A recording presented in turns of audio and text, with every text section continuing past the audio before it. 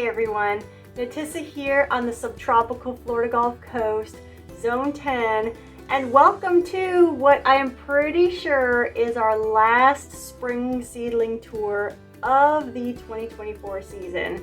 And the reason why I'm pretty sure it is our last is because a lot of these seedlings have already been going out into the garden. I do want to say on the first seedling tour we did about a month ago, I completely forgot to mention that I have already been up potting and selecting seedlings.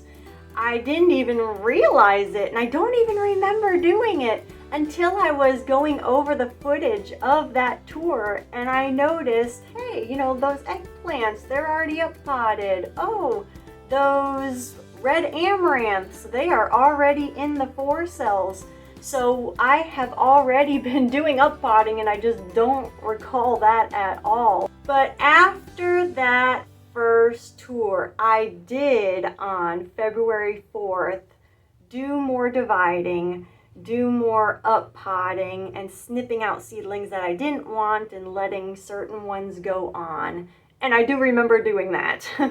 Yeah, so that was the first big thing that has been happening since that last tour, or I should say since the first tour. It was on that day, February 4th, I also planted out a couple of things which we will go over. And during this time, it just feels like I've been doing nothing but taking seedlings in and out, in and out, in and out of the house, you know, where the carport is, because that's where I've been putting them outside. And in and out of the sunroom where I've been keeping some of them safe in the night, and also in and out of the area where I have my indoor growing light system. So a lot of moving seedlings around. I've been bringing them inside at night, and if they were larger seedlings, I brought them here in the sunroom, and if they were smaller, I just put them under the area where the grow lights were. I'm only doing that, protecting them at night, for 2 main reasons. Number one, it keeps, well, it hasn't kept the pests away 100%, but I do believe it gives them a better chance at not getting pests at night.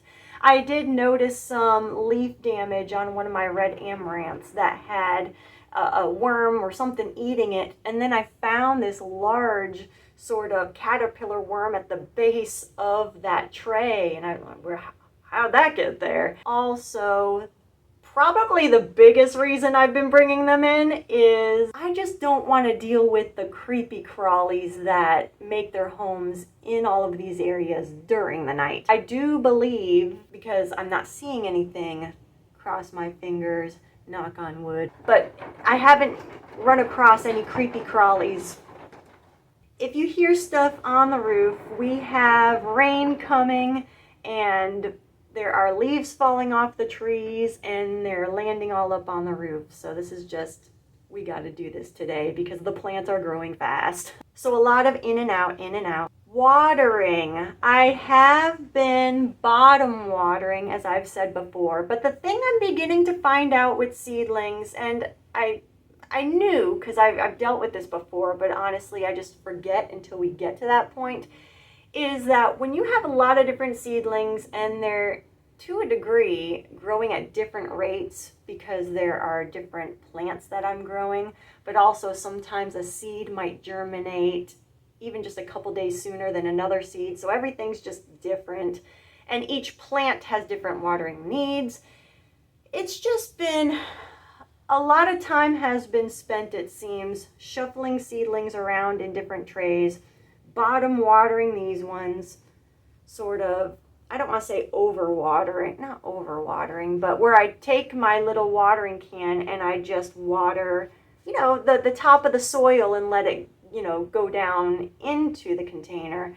I'm just trying to judge it best by what I call my gardening heart, you know, what I feel might be best to do for the circumstance at the moment, you know, by looking at the plants and just trying to figure out their individual need. And sometimes, honestly, I will say it's just been more convenient to quickly grab that watering can and give a little bit of water because ultimately these plants are working their way out into the garden. So I'm just kind of at that point of just quickly do this because they're going out anyways. So yeah, it's been a bit of a challenge because some plants did get underwatered, not bottom watering, and I'll accidentally swap those terms, and I'll try not to, but anyways, watering in the tray to let the plant soak it up. I really want to be more doing that because I have noticed that my seedlings have responded very well to that. And I'm thinking also those Epic 6-cell trays are also doing very well because I'm noticing great root development. And as I pop those plants up, it's just a nice plant plug. Some of the nicest ones I've ever had so far. Yeah, the watering has been difficult, and it's just, I don't know, that's just the way it is. But I do feel better because I have heard other gardeners say that too, that you want to give them all the water, all the love, and then, oh, it's too much, and then so you back it off, and then, oh, it's not enough. So it's just trying to find what's best for each one. So a lot of figuring out with the watering situation. So from the uppotting and dividing on February 4th, we come to February 11th, where that was the first big wave of planting out seedlings. From February 11th all the way till now, which is February 23rd, just about every day I've been taking a few seedlings and just getting them out in the garden because they need to get out there. And I also have so many, which you are going to see, and I feel overwhelmed by that right now, and I feel like, man, that's a waste if I don't get them out. But really, in my gardening heart, I do feel it is a very good idea to have many seedlings, many plants going, because yes, I've planted the first wave out in the garden, but things can happen, bugs can nip at them, something else happens, who knows what, and I have backup plants to go out, so it's a good thing. So basically the big thing is just getting those plants out there. I've mentioned in my first tour that I have seen little gnats flying around the house. Not too bad, but I feel like the population has gone up a little bit more. But again, we're getting these seedlings out, and there are ways to help deal with those little gnats, but I'm just concentrating on getting these seedlings the best start I can. And like I said, they're on their way out in the garden. I will admit, you know, in getting them out, I did imagine that I was just going to have this clean, blank slate of a garden, the start of a season, and I forgot that that is not how my spring garden begins. We are still harvesting from our fall and winter garden. There's things still growing out there. And I don't just want to take them out and be done because we're still using that stuff. It's still growing. So what has been happening every year that I forgot is that fall and winter into spring for me, because I don't really have a frost or a freeze here, it all just kind of crosses over.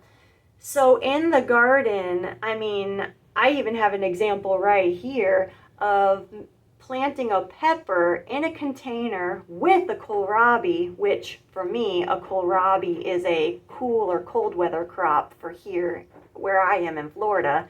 And, you know, I'm leaving that kohlrabi in the ground as I have that pepper in, and we'll be harvesting that kohlrabi, and then that pepper can continue on. So that's happening a lot out in the garden, is that sort of crossover.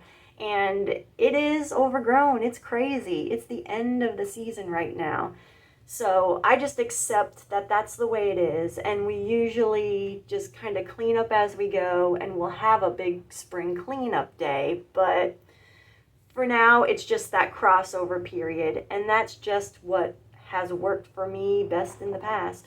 And something to think about if you are in a very hot climate like I am here in Zone 10, Florida, where we have extreme sun. And yes, it is not as bad in the fall and winter time, but we are getting closer to longer days now.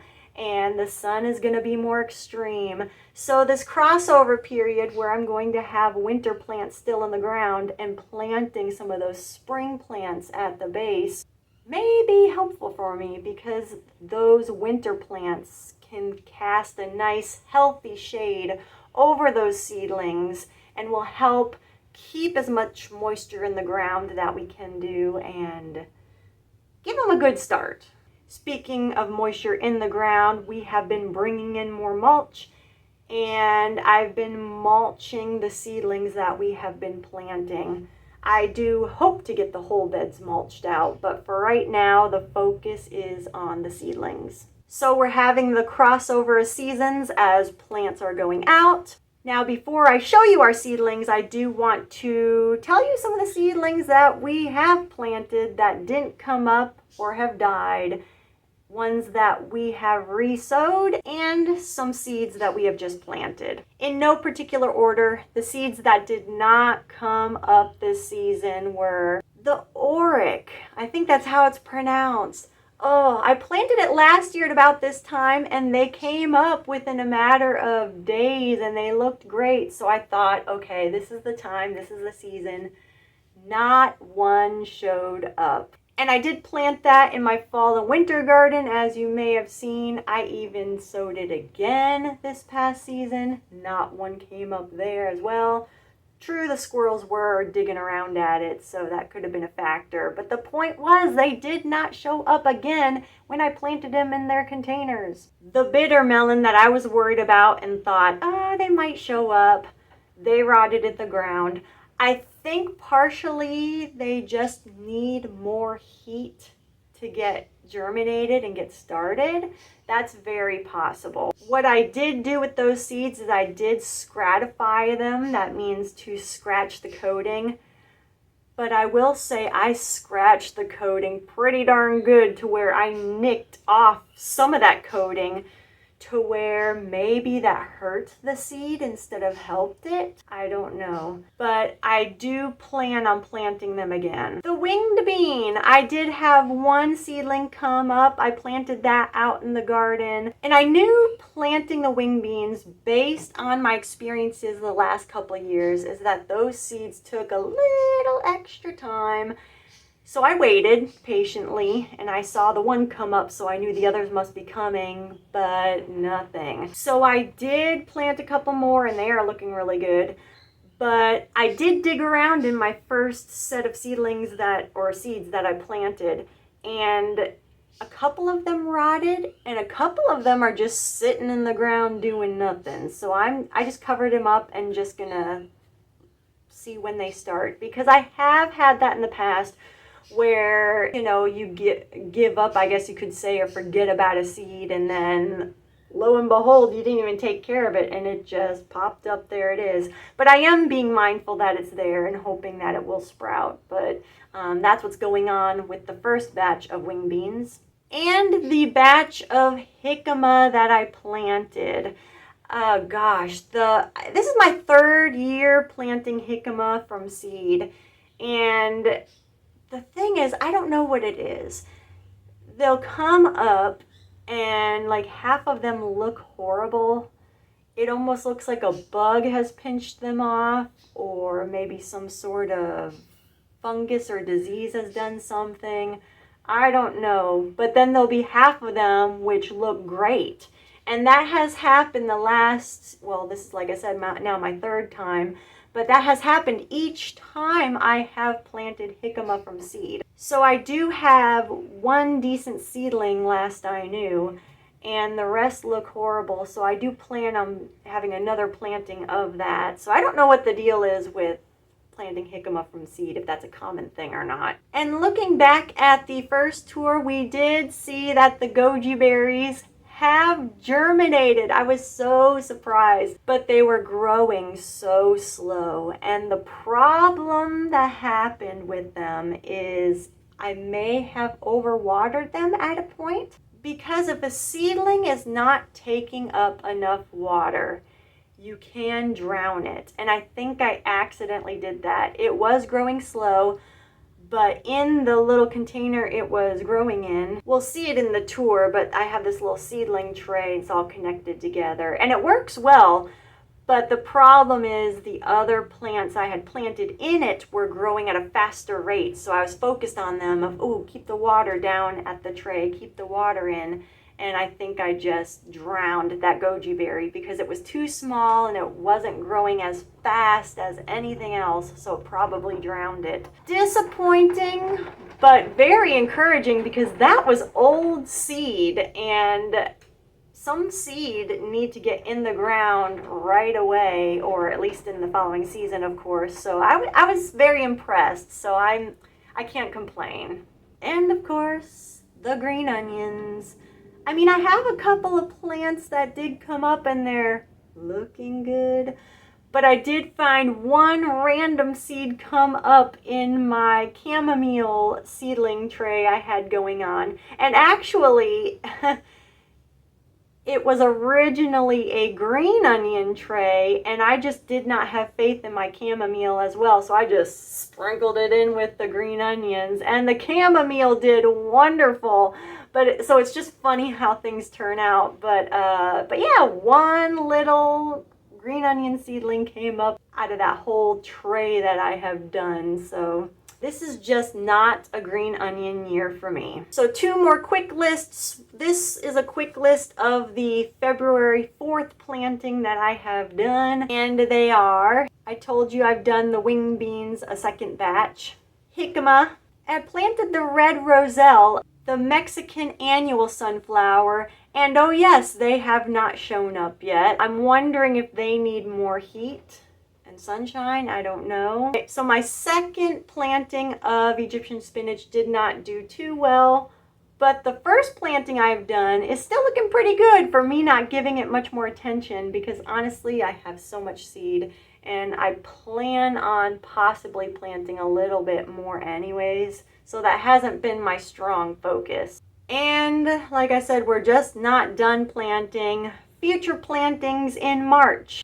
Noodle beans, cowpeas, the Puerto Rican black bean, corn, more bitter melon, more jicama, more Egyptian spinach, just in case, and the annual Mexican sunflower, just in case that needs a little extra warmth too. That beautiful flowering plant has grown so well, and I need to get that in again. All right, it is time to take a look at those seedlings. The rains are slowly coming in.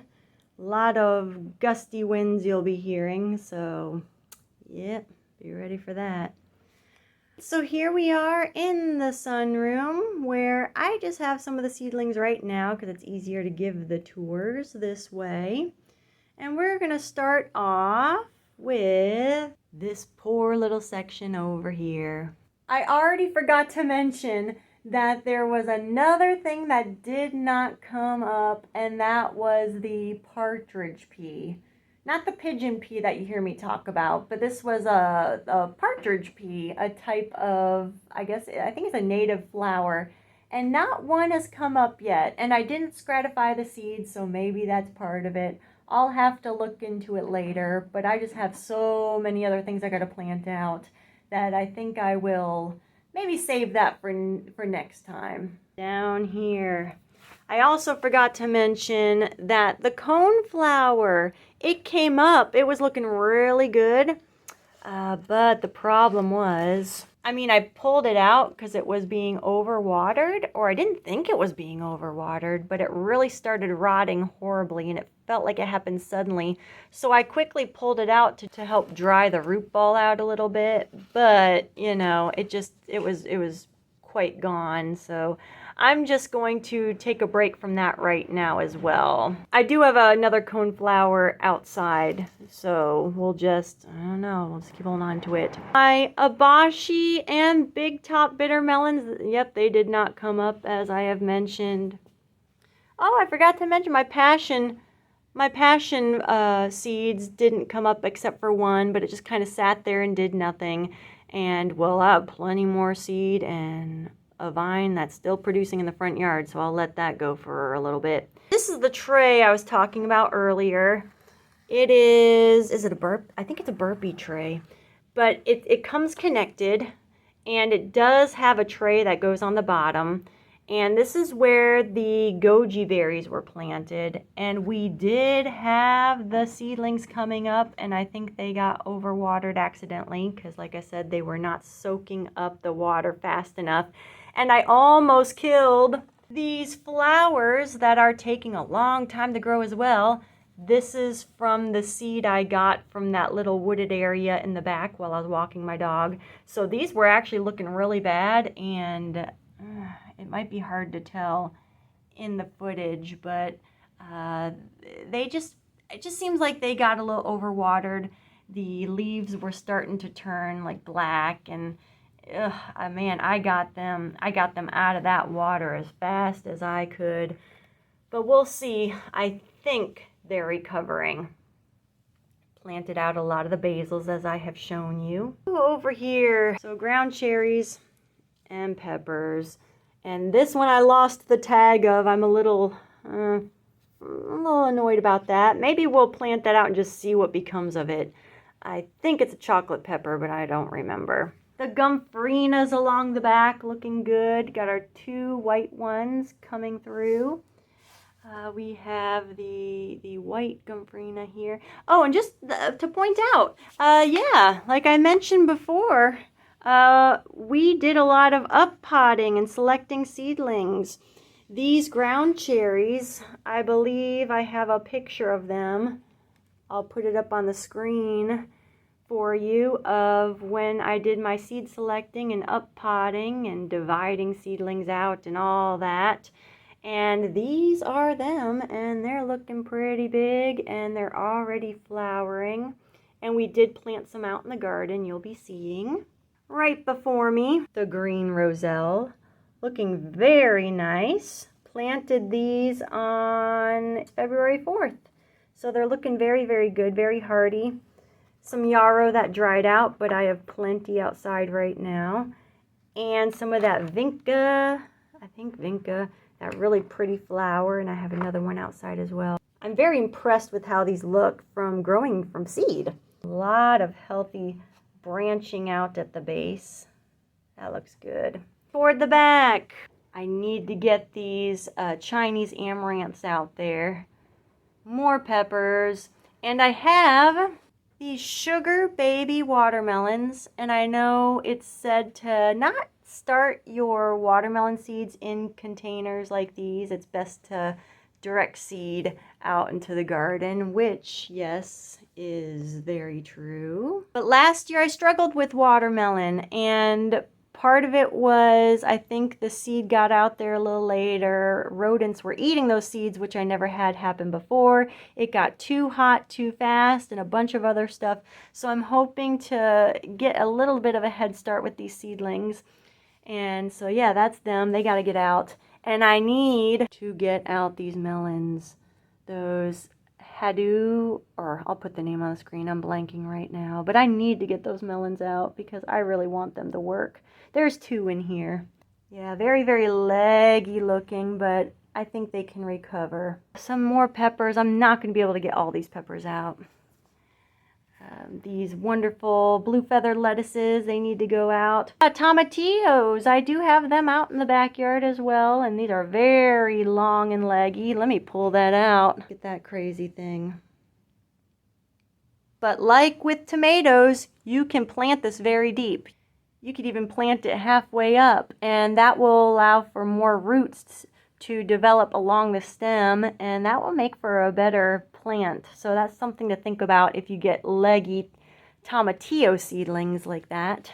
More of those eggplants. I still have to make decisions, but they look really good. I do have one planted out there, but I do want to do the green and purple variety, which are over here. That's the purple, long purple one that I would like to do, and the hybrid green one that I have. And these do not look as good as these ones here. This is the 2nd generation of the hybrid that I have growing out in the backyard right now. But these ones were planted a couple of weeks before them too. So that, you know, okay, is to be expected. That cardinal vine, it's starting to loop on to actually that eggplant right there, but it's looking very nice and healthy, and I do have a couple out in the backyard already. The pink cosmos about to bloom. This is out in the backyard as well, and it looks very nice out there. More peppers, more tomatillos as backups just in case. And orange okra. I forgot to mention that I planted that in my February 4th plantings. Moving to the side, we have these beautiful Lago spinach. We have just harvested a ton of cassava in our front yard where I've been wanting to plant these. So hopefully today, maybe after this rainstorm, I plan on getting these out there because that's going to be a beautiful edible ornamental. More peppers. This is it the agashi? Oh gosh, I'll put the name down because I think I goofed it up. But anyhow, I have a hyssop plant out in the back that I believe is related to this. And this took a little time getting going and growing up. And that hyssop has been really taking its time. But since I put it out in the garden, it is looking better. So yeah, much hope with this. So that's coming. More peppers. What pepper is this? A little habanada down in there. Not habanero, habanada. And more of the chocolate pepper. I like that. Or at least I'm pretty sure I'll like that. Something I didn't show last week, but I have one this week. A moonflower. I can't believe I didn't show that in the tour the first time because there was a long vine just kind of growing all up in the seedlings, so you may have actually seen it. Someone mentioned to me with the moonflower that, yeah, that can be invasive here where I live, and I do believe it because I have seen it at the local parks, and it looks nice, but obviously it's growing on its own and it's doing its thing. But the thing about this moonflower plant is when it comes up as a seedling, you can definitely see the first set of leaves that come up. Kind of, well, that one has a hole in it, but let me show you the other one. It kind of looks like a moon, like a crescent moon, and you'll see that, and they're decently large when they pop up, so you'll know right away, hey, that's the moonflower. So if you don't want that in your garden or in a particular spot, you can get it out. I mean, I don't think that's why they call it a moonflower. I think it's because it makes these large white blooms, and they bloom in the evening time, so kind of maybe reminds you of a moon. But yeah, it's good to know how a plant grows and how it looks, so that way you can identify it and figure out, hey, I want that there, or hey, I don't want that there. Funny thing is, again, I planted this seed the same day I had my other moonflower, which I already moved out there. This germinated weeks and weeks and weeks and weeks later. So I was even wondering what it was. I was like, what is that? It looks like something, but I didn't put anything there. It's like, oh, it's the moonflower. But he germinated way late. Which is not a bad thing because sometimes we like to have flowers bloom at certain points throughout the season or certain food crops coming in a little later, so it's not all at once. So, you know, I'm not upset about that late germinator. More peppers, and I have been planting them outside. I see some of these are the Jimmy Nardellos. Let me turn this around. I already planted one of the beak peppers. We'll be seeing that outside. But the Jimmy Nardellos, I need to get them out. That was a very good producer for me. And I thought I've read somewhere disease resistant, and some of the healthiest seedlings I have. And the Cubanelle, I gotta get that out there. I've heard good things about it. I'm trying to give it a good home this year. I feel so professional. Look at this tray of basils. They're getting a little leggy. They gotta get outside, but it looks like something you might buy at a nursery. But nope, I planted these. And I planted a lot of seed together in each cell, and I just took out the cell and gently divided each of the plants and made more plants, and that allowed me to put some already out in the garden, which you will see, and have a number of backups, and they look really good. Let's set it down here. I could nip this top where my finger is, nip that top, and that will allow these part of the plant to branch out and cause it to bush out to make a nice basil plant instead of all thin and floppy. So that's good to know as you are growing your basils. Some of the lemon basil is actually starting to flower already, so that's not ideal. But I just need to get them out, maybe clip them up, and they actually do pretty well in my experience in our heat. Oh yeah, gotta get you out, little Chinese amaranth. Now that I got that cassava out of the front yard, I can get the pink amaranth in. This was such a winner for me last year. And gosh, so beautiful. Look at that pink. I mean, it just looks so, like, how can you eat that? But it is edible and so beautiful, like I said. So I have this dedicated for my front yard area, along with a few other edible ornamentals, so that way I can just make the front yard, I mean, all plants look nice, but hopefully you know what I mean when I say that. Just have something that looks a little more like you just wouldn't realize it is a food crop, but it is. So this is ready for the front yard, especially now that I got that cassava all harvested out. I am so shocked about this. The muscadine grape seeds from seeds that I got from grapes that I bought at the store have germinated, and they look pretty darn good. Actually, it's very interesting because out in my backyard, I have seen seedlings that look just like this. And I do grow some sort of grapes out in the backyard now, but man, I have really come to like the muscadine. And unfortunately, along the fence where I do grow the grapes, the rats tend to get to them first, the rats and the birds. So I'm wondering if that's where some of the seedlings have been coming from, but also some sort of muscadine grape does grow wild here in Florida. I don't know if it's an edible one for us or not, but point being, I mean, I've seen this seedling before, or something so close to. Bottom line, I'm just shocked. This germinated from those seeds, like I said, from grapes I bought at the store. And not only that, the seeds were starting to rot. I had them in the refrigerator to vernalization. That's where you kind of give the seed or plant a cold period. And that's what I got to do here in Florida to be able to do that, is put them in the refrigerator for a time. And I did it for a couple of months.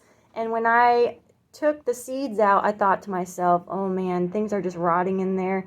Even the pieces of like wood, you know, bits, because I did put it in slightly damp peat moss. It just, you know, I wasn't sure, and I just planted it with the knowledge that I don't know if it'll work, but it did. And going back, we have the ashwagandha, and I need to uppot these and divide them up ASAP. I've read it grows similar to eggplant, which it very much looks like an eggplant seedling. There's a ton of little seedlings in here, and it looks very, very healthy.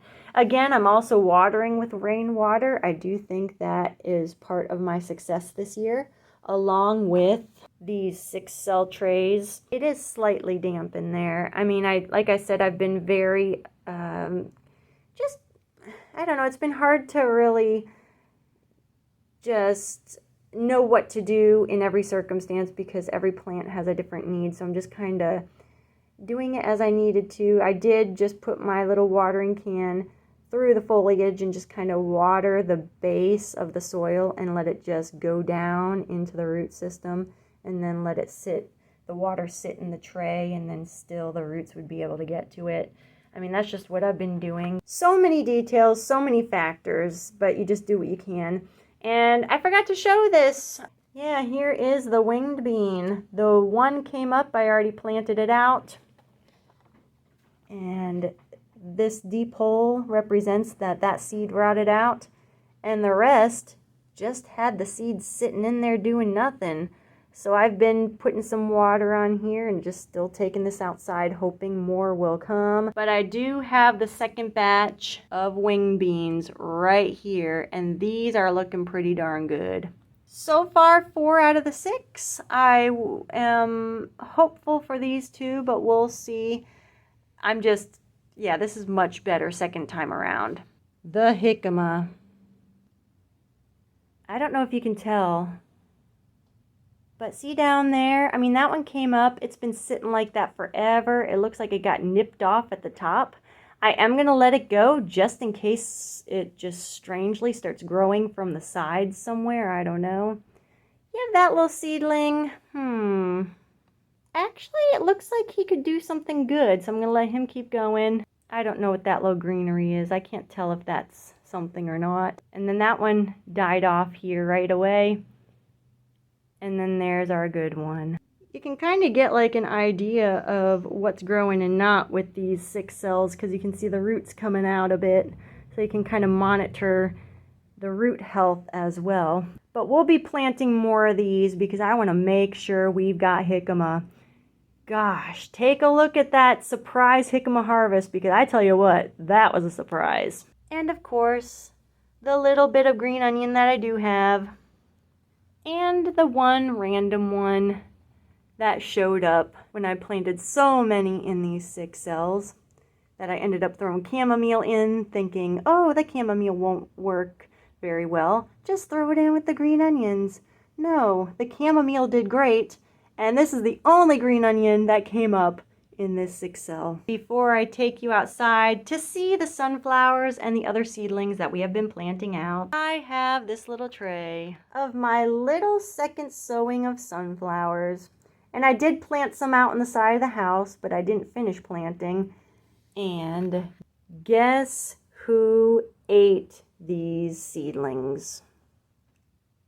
Yes. My dog Minu. I told you she definitely eats sunflowers, and I was in this room tending to the seedlings, doing what I had to do, and heard her nibbling on something, and yep, she got to it. So yeah, should have known. That is Minu. Honestly, my biggest pest so far in the garden. Oh, Minu. Before the rain comes, let's go outside and check out those seedlings. Yeah, so here we are going out into the garden. And yes, it is the end of the fall and winter season, so the garden definitely needs a nice spring cleaning. But I'm going to show you the seedlings of what we've planted out so far and how they are looking, starting with our sunflowers. And these sunflowers are looking, wow, very, very nice. I can't even see the tops of them. In fact, you're seeing the tops of them before I am at the moment. Oh, very nice. Very tall. This is, about maybe 2 foot tall now.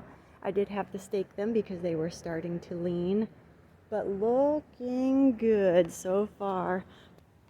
Of course, this one is very behind, which again, growing amongst all this, no doubt. And in this bed, definitely not as hardy as the ones we saw first, the 2 in the other bed, which I'm surprised, because usually I just thought this one was going to do very well. But I mean, it's still doing good, no complaints about that.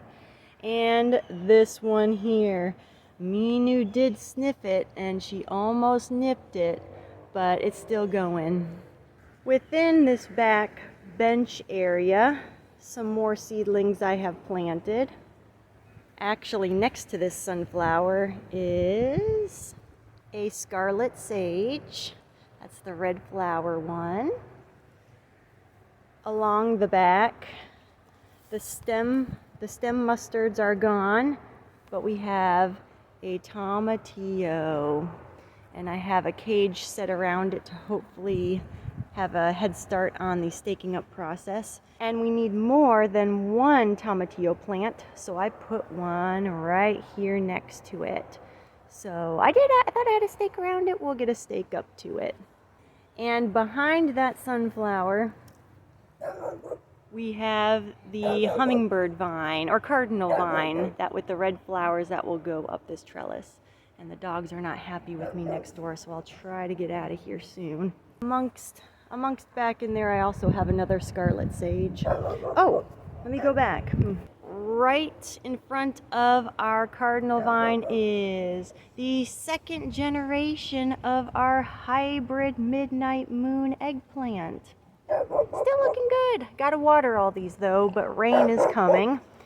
Moving to the other side of the bench, I do have some of the chicory planted here, and more chicory. And along the back, ooh, it's tight where I'm standing right now. The yarrow, a little flopped over, but it's still growing. And moving still along the back, we have another yarrow. Those plants look very hardy. And a little smidge over here. I didn't show myself planting the seed and I didn't talk about it, but I had a seedling. It's a feverfew, and it's being a little shaded by this kohlrabi, which I don't think it'll bulb up large or anything, but it seems like this little guy likes a little shade with our extreme sun, so this whole area gets a little bit of shade. So feverfew. And again, this is just an overview near the cornerstone bed, and just going along this back end here. Back in there. I know the shadow is upon it, but there is a winged bean. Hopefully the start of more to come along. A cluster of the hyssop, or hyssop. I do need to thin it out, but I had to get it in there, and honestly, it's looking better than it did in its little start pot. And it was going rather slowly, but there's that, very tiny. And gosh, can't forget this guy. A nice red amaranth, looking so good. It's starting to branch out here. All right. Where I had the broccoli growing, here's a nice example of the crossover between seasons. I planted a ground cherry in this container.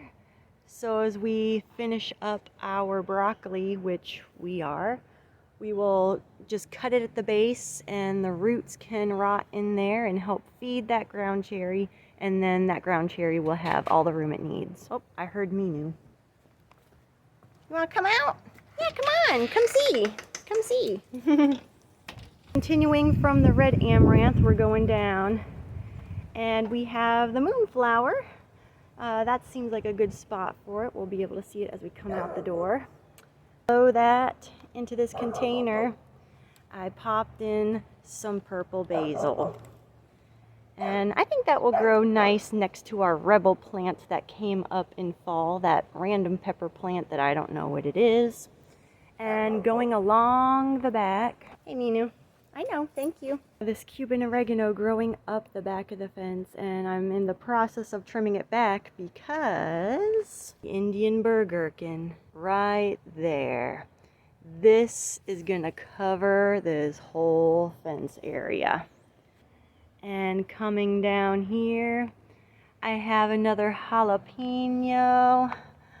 These are actually, the root systems are really kind of disrupted them badly, and they'll wilt in the afternoon, but when they're under the shade and they get a little break and I water them, they perk back up and look pretty good. So I think they're gonna make it. And that's next to a jalapeno from past season. So there's that, and also another one right there, that little bit right there.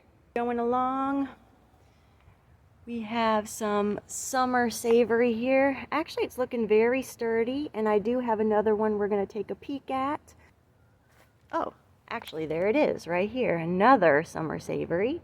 And in the back, another Indian burgherkin. And from that portion to down here, we have that crazy herb that I cannot pronounce. Looks like it is starting to flower right here. That looks like a bloom. We'll see.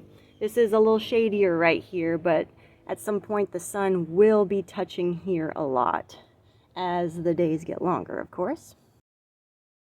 the moss rose right here.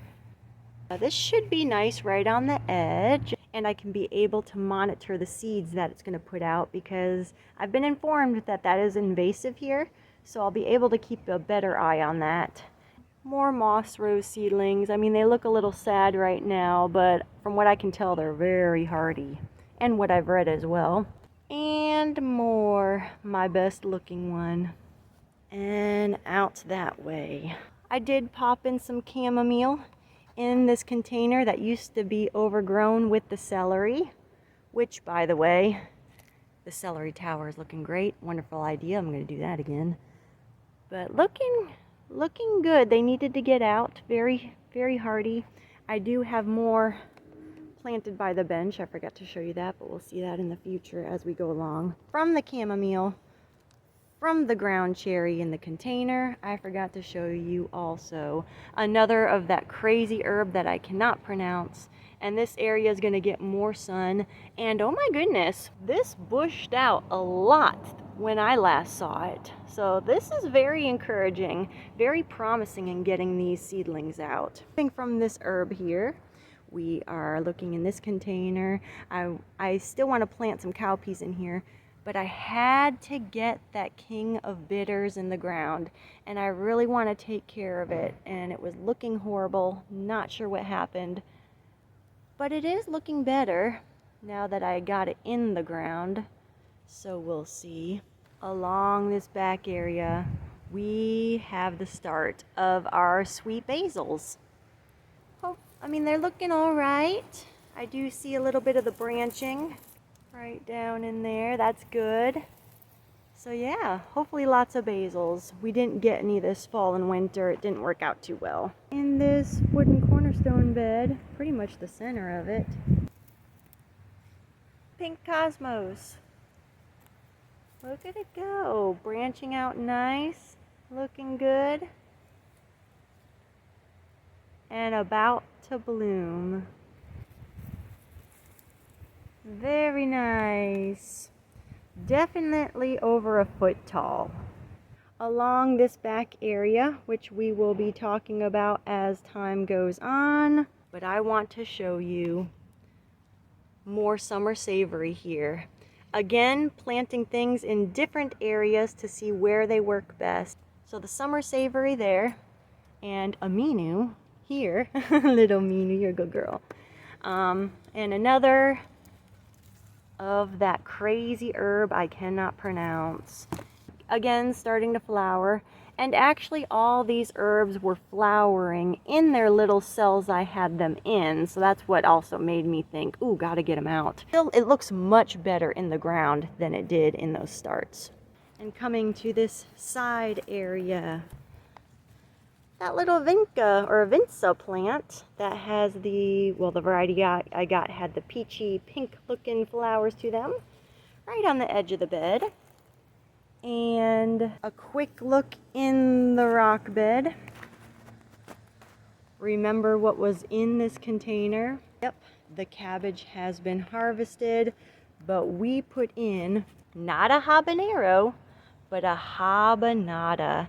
I wanted to take care of this pepper plant, so I put it in this container because last year I discovered some plants here where I live in my sandy soil need better attention, better soil, and containers allow me to do that. And here below is the snapdragon flower, and I really need to thin them out, but they're looking tons better in here than before.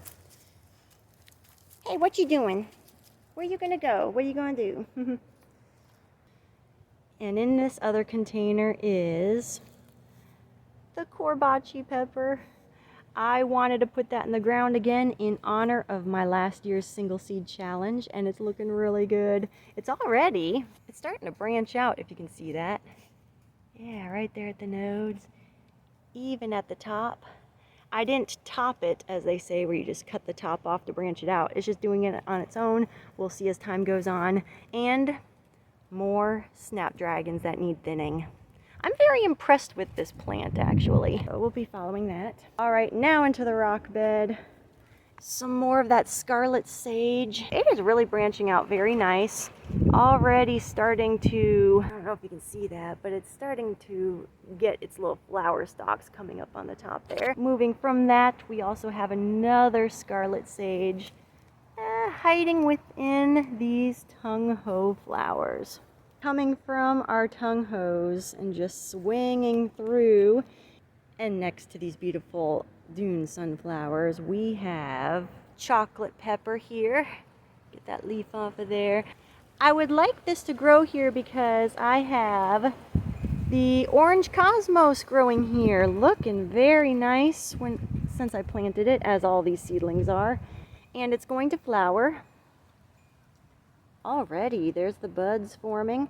And this is going to be a nice orange cosmos. Well, actually, I don't know. I did take it from the Bright Light seed packet itself, so it could be yellow. But I'm hoping it's the orange color because I think that will look nice. That orange with the yellow and the chocolate colored pepper. So I think that'll be kind of cool. Down amongst the crazy honeycomb hybrid is that balsam? I planted one here, a few feet over, right here. With a lot of these seedlings, I know specifically with these, I used the rainwater, buried them in the hole, and some of these also got some, not really compost tea because it wasn't rotted down, but some food waste that I just kind of cleaned out, maybe a food jar or something like that, and filled it with rainwater and just dumped it in the hole to give it maybe some nutrition. And there's another one over this little fence right there. We'll finish up at these 3 what I call Titanic beds. Here's those crazy sunflowers that we were looking at first. And just down here are a Disto 47 cantaloupe. And it's already forming its tendrils, and before you know it, this thing is going to be spilling all over the place, but looking so much better than the first day I planted it out. So there's the cantaloupe that we just looked at. Right down here, the start of the loofah.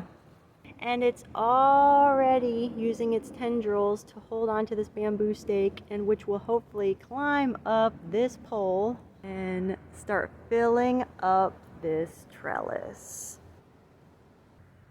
And in the middle back portion is our Jubilee watermelon. I did have a video on me planting that just to show you what I did with all the seedlings. How I dug a deep hole, filled it with rainwater, sprinkled in some, fertilizer like chicken poo with blood and bone in it, and hopefully that'll just get things started off well. And my plan is, I need to do it, but rain is coming right now. But I do need to water all these little seedlings individually just to keep them moist, to get them that good start, because we dry out pretty fast here when we don't have a lot of rain. At least we haven't been getting a lot of rain lately. And we are warming up. But it's looking good. The tendrils are starting to entangle among themselves, so I'm gonna have to come here and tend to this. So the Jubilee's in there. The rains are coming. Let's show you the last bit. A lemon basil, he's looking all right. I also put another one here, but I don't know if that was a good decision because I have the bird beak pepper here on this bed, and I put it on the edge in hopes that when harvesting it's going to be easier to do, and moving just within this little perpetual spinach growth here. We have a ground cherry and a little bloom as well. So down from this ground cherry, we have the Lagos spinach. So next to the Lagos spinach, amongst these wonderful Ethiopian kales that I'm letting go to seed, we have our Pippin's honey pepper. Let me get you on the other side. Looking very healthy. I think these Ethiopian kales going to seed is a very big benefit because we are heating up, and this is going to give some just nice healthy shade to these pepper plants. And there's one Pippin's honey pepper, and then there is another Pippin's honey pepper. And I did have 2 growing in here last year next to each other. I mean, pretty close, and it worked very well, so we're doing it again. Rain is on its way. So yeah, I consider this the start of spring. Spring has begun. Keep your eyes peeled at the top portions of your screen because I will be putting out a video on how I started these seedlings for this spring, and also the first seedling tour that we had done last month. So that way you can follow the progress of these seedlings and what is happening to them as we go, and what I'm doing as well. So hopefully you can learn a little something for yourself along the way. And also check out the channel because there's lots more videos that you may enjoy as well. Thank you for watching, and I'll see you in the next one. Is it supposed to rain, Minu? Yeah? You sense it coming? Yeah. That's alright, that's alright. Okay. Yep, just the start.